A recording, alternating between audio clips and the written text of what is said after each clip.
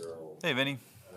I'm curious from your standpoint, going from you're on the college side of things, college scouting director in Denver, to now transitioning to your new job. How that's going? Yeah, it's been great. This was a great opportunity for me to to grow a little bit and push my boundaries. I was in that role in Denver for about 9 years, and I was really excited about the opportunity to learn more about the process and be exposed to some things that I wasn't there. I was always involved in evaluating players, but to get a little bit more involved in the day-to-day stuff on the roster building and team management, those kind of things. So it's been going great so far. Really excited about it, and it's a good challenge for me, and got me reignited a little bit. Pretty excited. Feel a little bit younger than I was. So so far so good. Talk about being reunited. Obviously, you're back with John Slytech. How much does that decision, kind of, fuel your decisions in terms of, having a familiar face in the building that's kind of helps you come over here? That definitely made that was one of the things that made the opportunity appealing. Spy and I, we were together in Denver. Always had a good relationship, always had a friendship, and always kind of viewed players the same way, valued the same qualities in players, always enjoyed talking players. So, after the draft, when the opportunity came up, it's a small family in the football world anyway. But when you get an opportunity, at a revered organization like this, and to come and support one of your friends in a role like that, it's a pretty unique. What have you learned from John the most in your new job? Um, I really admire John's conviction and his clear vision on what he values in players, and just kind of you know reinforcing the conviction that I have on some of those same things. That confidence. I think he's very motivated to locate and develop certain qualities in players, and I think he's very hard fast in his beliefs, and I think that kind of rubs off and gives you confidence in your own. So it's been great.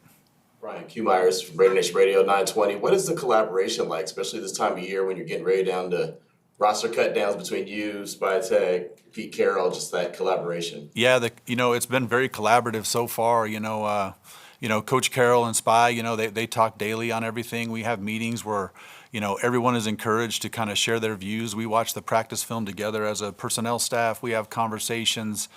We have a chance to interact with the coaches and kind of hear their feel, so that we kind of understand, maybe what we're asking certain players, certain positions to do. And then there's just a lot of conversation, in both departments. And then, Spy and, Coach Carroll, they come together, and, we're just trying to create all the information, get all the different perspectives on players, and then kind of narrow the focus and give those guys the right information, so that when it's time to make a decision, that they can make the decision that's best for us. Brian, being almost through training camp now and having a couple of preseason games on tape, what's your kind of overall impression of the rookie class so far? Yeah, I've been really encouraged with the rookie class. I didn't join until after the draft, but my last role was as college director in Denver, so I had a pretty good idea about most of the players that were selected. And what's exciting is, not just the draft picks, but even some of the the undrafted free agents. You've had a chance to see them exhibit those qualities that got them this opportunity to be here. And then, with the culture of competitiveness, that's kind of the central theme, that Coach Carroll, really embodies and really pushes. It's given all those guys opportunity on the field. So I think the positive thing right now is you're seeing evidence of, every player is kind of showing what got them this opportunity. There hasn't been any really one that has shrunk from it. You're starting to see it all, and part of that is that confidence and belief that Coach Carroll instills in the organization. Maybe a position group that you think you might have the biggest challenge next week in trying to make in terms of making the decision? I don't think there's a single position group like that. I think the whole roster it's really competitive right now. So I think, every position for those last couple of spots, there's a lot of competition for it, and we kind of take the opportunity to evaluate every exposure. So every practice, every game that we have from now until cut down day is important for us. We want to see and provide as many opportunities for each of those players to compete as we can. So it's hard to single out one position group, but I can tell you that the competition for those roster spots on the back end there, it's going to go right down to the wire. Is this group of 91, are they making it a difficult decision for you guys?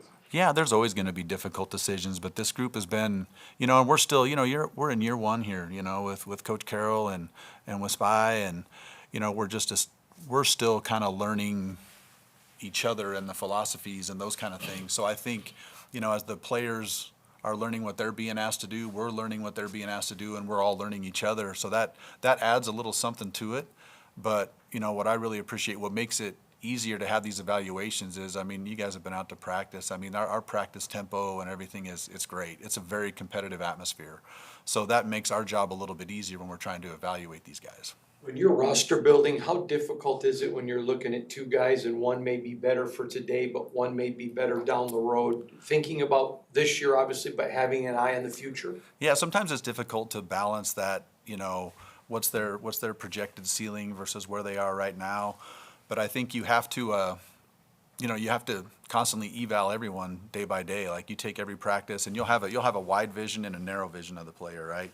So you kind of see how that from day to day changes and may change the overall perspective. But at the end of the day, when it's time to make the roster moves, we'll try to provide the information so that when the decisions are made, it's best for the Raiders right now. At that time. You mentioned that for a decade now, you and John have been aligned on the qualities you look for in players. What are some of those qualities, if you could share any? Smart, tough, natural football players that are competitive and that they have the stamina to sustain that competitiveness throughout practice, throughout games, throughout the season. I really gravitate to those type of players. I think that they're able to sustain and enhance the culture, especially the culture that we're trying to build here. It's pretty cool to see the alignment in core values that Coach Carroll and Spy have, and even with the ownership group, with Mr. Davis and Tom Brady and, Egon Durbin and Michael Meldman. Like we kind of have a chance to, it feels like there's a really good aligned vision right now for the type of player and the type of organization, the type of team that we want here. When you look back, when you first met Spy, what image is in your mind? Or like, is he the same guy he is now? Has he evolved since then? Like what? No, he's 100%. He's 100% the same guy he is now. Yeah, it's pretty. It's a pretty special experience for me to have a chance to have this opportunity to be here and support him in this role, to have this role myself and support him in his role, and to still be able to have some of the same conversations that we had back then, and we know, our families know each other. It's a great environment. I feel really fortunate for sure. Curious what your evaluation last year of Brock Bowers was. I know in Denver you guys had, I think, the pick right before the Raiders, and obviously took the quarterback. Yeah. I can imagine, he was in those conversations. What was your evaluation of him? Oh yeah, he's a really good football player. We felt that way coming out, and that he was a positioned player. I was with Coach Payton there. He covets that kind of player at that position, and so we spent a lot of time talking about Brock, and we had him very high on the board. He went with the quarterback in that situation, but yeah, there was a lot of love for him in that building as well, and it's been fun to be here and be on this side of it now. I'm kind of excited to be on this sideline when I get to, watch Brock compete, watch Max compete, as opposed to being on the other sideline. So. That being said, kind of being on the other side, obviously, completely different place, but what do you think are some things and philosophies that you can take from Denver that you feel can transfer over here to build the same winning traditions? I think what's helpful about my experience in Denver is, there was a time there where there was turnover there. There were quite a few different head coaches. I had a chance to come in and learn, from John Elway, from Matt Russell, who's a longtime personnel executive, and then George Payton came in a few years ago, and have kind of been a part of that roster kind of being rebuilt over the last few years. So, kind of seeing some of the processes that they do, it really helped me understand the best way to organize certain things to make it a little easier when it's time to make the decision on certain players.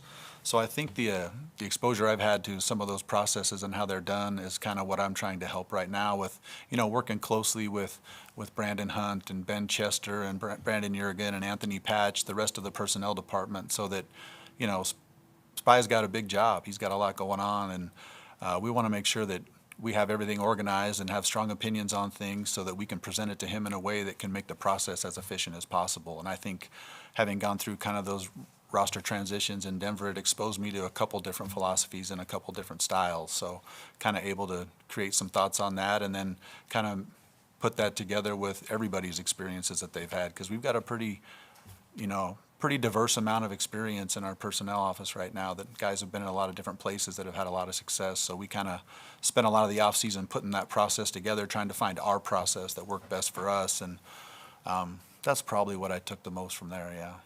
When I first covered John, he was an intern with the Lions, and he was even known then as an intern as very detail oriented. A, are you detail oriented?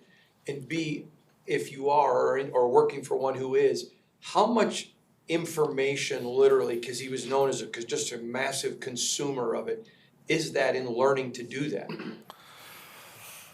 I mean, Spy can certainly process a lot of information, and his recall is very good.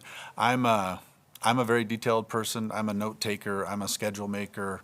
So I spend a lot of time making sure that my day is organized, that when I have time with Spy, that I'm ready to present the information that he needs to have. So the organization part of it, I think, is important because now we have so much information that we can gather, and we're utilizing analytics and all these different things to gain as much information as possible. Our scouting department, we want to have, it's never too much, right? We want to have all the information we can.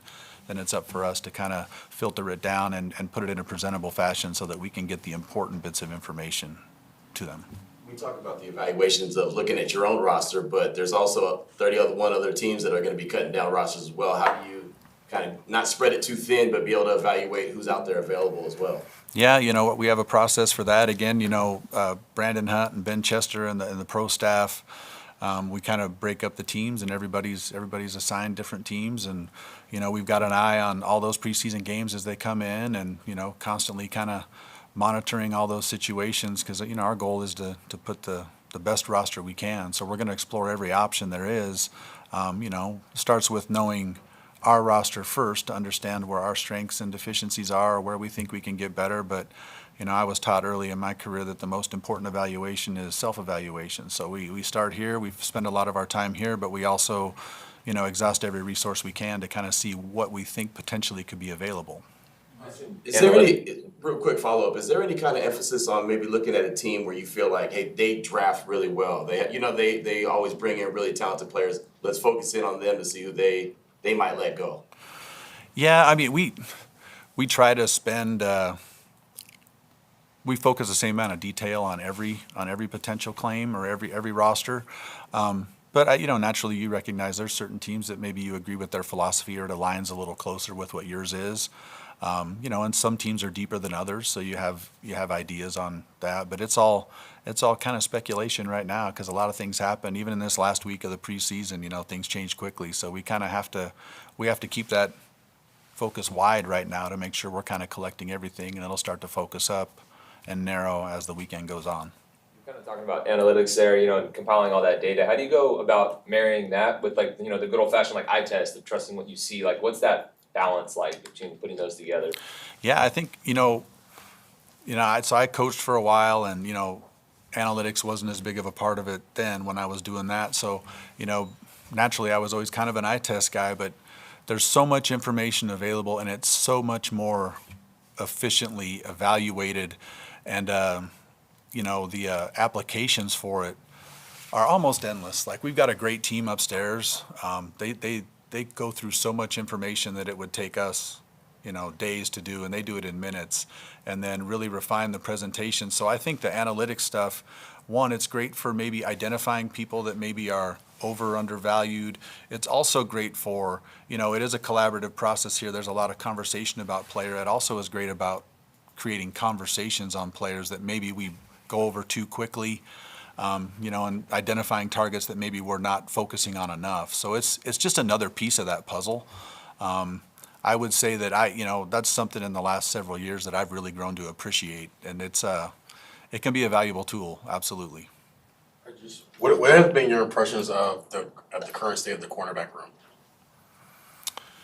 I mean, I think I've been pretty happy so far. I mean, it's early in the process right now. I think the off season has been good. I think you can see, you know, it's exciting. Gino's done well. Aiden's been competitive. I think Cam has shown, you know, some of the qualities that enabled him to get picked in the draft.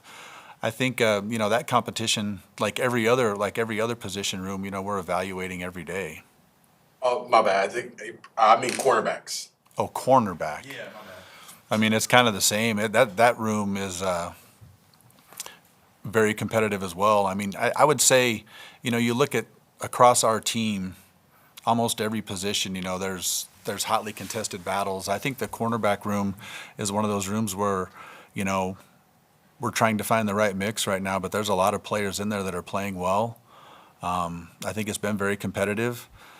And, you know, we'll kind of see. This is going to be a big week to finish out practice this week, that last preseason game, and kind of see how that position room is going to fall. Along those lines, you guys did trade away Jacorian. Was there just an identification in the process he wasn't maybe the right fit? And I guess what went into that process with that trade? No, I mean, that's probably a better question for the GM, you know, just trying to do the best thing we can for the organization. That's a better question for John.